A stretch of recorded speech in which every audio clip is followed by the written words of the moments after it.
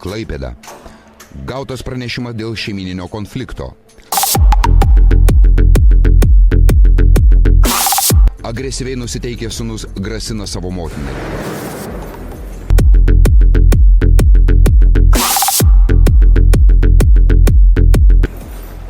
Vaikinas pasitiko pareigūnus drąsinančiais žodžiais. Pirko cigarečių, moteris man ir viskas. After smoking crack, you'll experience a very quick high resulting in euphoria. Nu, kas čia nutiko?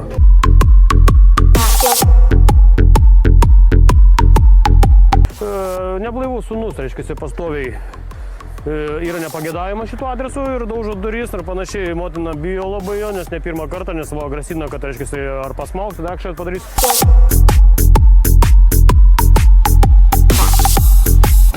Parvešit paskui mane kažkur tai, nes aš tai nežinau, man šalta, liūdna.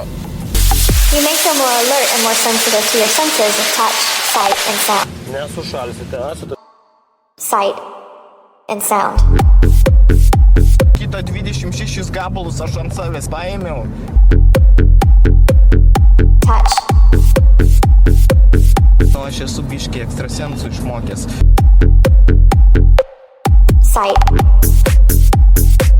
Kas dabar buvo, kas mūsų laukia už 10 minučių, galėtum pasakyti? Sound. Biškį mane sudaužysit, nes aš biškį pasišakosiu, norėsiu parūkyti, jūs man neleisit parūkyti. Dabar supykote, ne? Jūs noris taip įdaužta, ne? Na, aš žinau.